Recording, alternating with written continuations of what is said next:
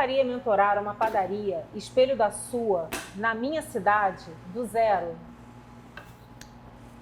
Ó, vamos lá. Se eu toparia fazer uma mentoria, né, mentorar ou criar um conceito como o meu do zero na cidade, sim, é possível, com certeza. Acho que tudo a gente pode ajustar, dependendo da sua demanda. E quem sabe não ter um Artesano's Bakery na sua cidade. Será que é possível transformar uma fábrica de pão industrializado em uma fábrica de pão de fermentação natural? Com certeza.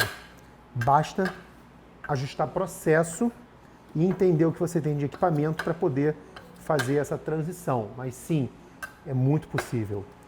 Inclusive, recomendo, tá? E se precisar de ajuda, me avisa que a gente faz esse trabalho. Ricardo, como faço para ser trainee aí no Artesano's? Então, tem duas formas, tá? A melhor forma e mais fácil, quando eu abro inscrições para o meu curso, eu presenteio, eu faço um prêmio para quem se inscreve mais rápido. Normalmente os primeiros, eles têm a oportunidade de estar aqui comigo durante 2 dias, eu bancando, né? Estar aqui, vai almoçar comigo, a gente vai conhecer toda a operação. Então é a forma mais fácil e mais rápida de você ser um trainee aqui, né? E pior, você vai estar ganhando isso de presente. Ou a gente tem programas 2 vezes por ano, onde a gente abre vagas para isso e as pessoas vão se inscrevendo. Só que nesse momento está fechado por conta da pandemia. A gente está em dezembro de 2020, então por enquanto estão fechadas.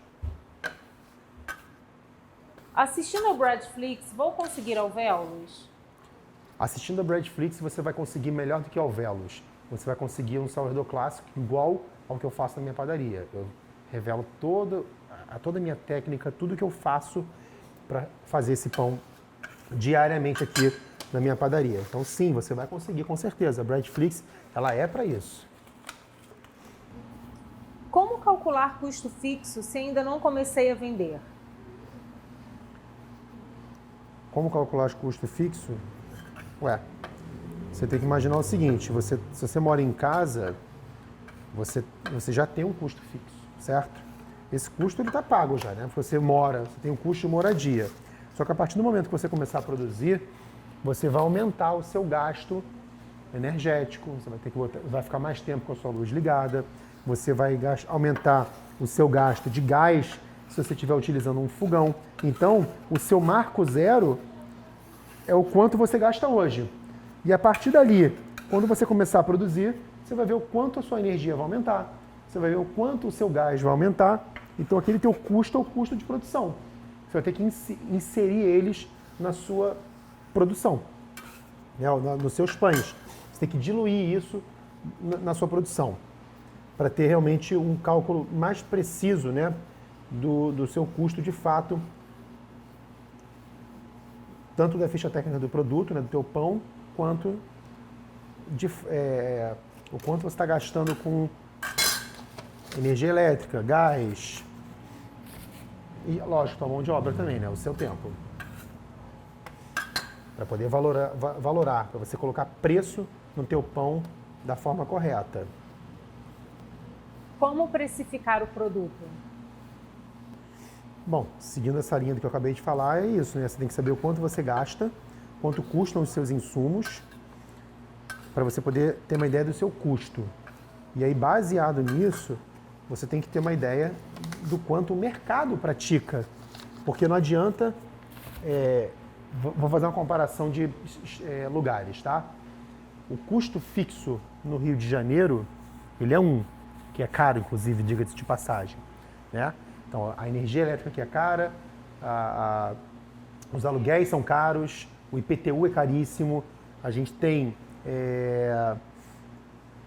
valores, vamos dizer assim, exorbitantes, ao passo que o pessoal que está, vou dar um exemplo, em Ubá, né, lá em Minas Gerais, basicamente interior de Minas, o custo de aluguel lá é menor, a energia elétrica é mais barata, o IPTU é mais barato, então o seu custo fixo ele é muito menor.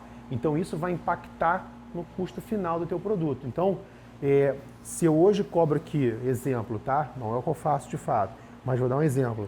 Se eu cobrar aqui no quilo do meu pão R$50, né? a pessoa que está numa cidade, por exemplo, no interior, ela pode cobrar muito menos, porque o custo fixo dela é menor. Então, o impacto em cima do custo é mais brando. Então, isso é... E outra coisa é você analisar teu mercado, né? Não adianta você cobrar no teu quilo R$60, se a média da tua cidade é de 40. Você vai estar defasado. E, lógico, né? Usando como base que quem está ali na tua concorrência usa ingredientes similares. O que é fundamental investir para aumentar a produção?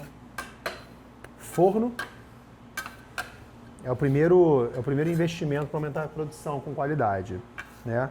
E aí depois você vai ter, né, a sua amassadeira, você vai ter o teu espaço também, porque não adianta só... Você não consegue subir a produção se você não tiver espaço também, né? Botar um forno maior, botar uma macieira maior. Então tudo isso vai colaborar para você ter uma melhor estrutura. Mas eu diria que o forno seria o primeiro investimento para um aumento de produção com qualidade. Qual foi seu diferencial na hora de oferecer para venda seus produtos e como divulgou? Diferencial? Bom, primeiro, eu entrego sempre a melhor qualidade possível. Eu produzo com muita qualidade, um processo que eu tento sempre estar próximo da perfeição. Eu vendo muito bem meu produto, primeiro porque eu conheço ele, e segundo porque eu sei o que eu estou fazendo. E a gente tem uma responsabilidade, né? Eu vendo a responsabilidade e o comprometimento que eu tenho com o meu entorno, com os produtores locais, assim como fazem comigo também. Então você precisa realmente vender o seu produto de uma forma clara e transparente e de um jeito que o cliente, que o consumidor perceba, tenha essa percepção, né? Porque não é só cobrar caro pelo produto ou cobrar um preço que você considere como justo. Você precisa entender o que você está fazendo de fato, né? E mostrando para o cliente. Por exemplo, aqui, ó, o Panetone. Né? Esse é um produto que eu tenho aqui dentro. Manteiga da vaquinha feliz. São vacas criadas soltas, com boa alimentação. Eu tenho gema de ovo caipira, de um produtor local que cria as galinhas soltas, usa milho não transgênico. Eu tenho farinha italiana de altíssima qualidade. Eu tenho chocolate belga. Eu só tenho ingredientes tops, maravilhosos. E eu consigo passar para o meu cliente essa percepção quando eu vendo essa ideia. Não adianta eu falar assim, olha, eu tenho um panetone de fermentação natural. Ok. Aí vou cobrar R$80 por ele. Agora, se eu falar assim, olha, eu tenho um panetone de fermentação natural que nesse ano foi eleito entre os melhores da minha cidade. Eu uso manteiga da vaquinha feliz, eu uso gema caipira, eu uso farinha italiana, processo de fermentação longa, fermentação natural, sem aditivos, sem químicas, onde eu valorizo toda a cadeia do meu entorno. Não ficou diferente essa apresentação? Você conseguiu ter a percepção do produto que eu estou vendendo? Ele agora vale os R$80. Então você tem que entender que você precisa vender o seu produto de maneira transparente. Você não pode enganar, porque o consumidor, graças a Deus, está cada vez mais inteligente. É verdade, foi eleito e a gente tem hoje a informação na palma da mão. Então, e é verdade, tá? Quando eu falei verdade. Então ele foi eleito realmente, tem 3 dias que saiu a matéria, né? E nós fomos eleitos como um dos melhores panetones da cidade, inclusive foi capa da matéria. Então, isso valoriza o nosso trabalho. E você precisa valorizar o seu produto, você precisa vender ele. Porque não adianta você ter um ótimo produto se as pessoas não souberem o que ele tem dentro. Ricardo, você já imaginou lançar um estágio avançado na Artesanos? Uma semana a pessoa acompanhando o dia a dia aí com você? Sim. Nós, assim que a gente conseguir passar dessa fase de pandemia, a gente vai começar a divulgar esses novos trabalhos que vão ser de mentoria, né, para pessoas que realmente querem estar próximos aqui do meu processo, da minha vida, da minha rotina, do meu dia a dia e evoluir, né? Me ter como tutor, né? E ajudar nesse processo de evolução. Então, sim, vamos ter. Como precifica o produto markup vezes margem? Markup e margem. Markup é o que você bota em cima do assim, o markup é 30%, né? Markup é 20%. Então, você precisa conhecer o seu custo fixo, né? O seu custo de produção, a sua ficha técnica de produto, quanto ela está te custando.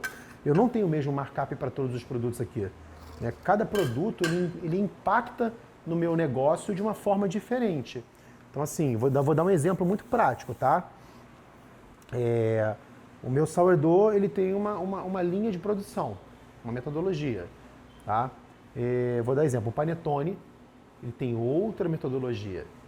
Então aqui eu tenho um custo de produção muito maior do que um sourdough, por exemplo. Então meu markup no panetone ele precisa ser maior para compensar todo esse período adicional, estrutura, demanda, tempo que eu estou aqui me dedicando. Então, sim, produtos diferentes, markups diferentes de acordo com o que ele vai te onerar ou demandar de mão de obra.